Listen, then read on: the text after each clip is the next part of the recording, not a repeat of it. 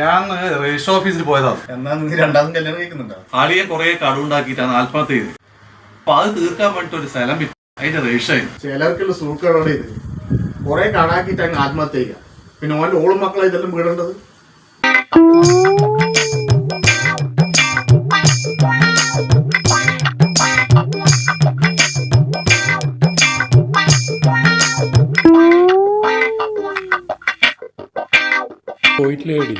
പോയിട്ടിപ്പോ വന്നിട്ടില്ല.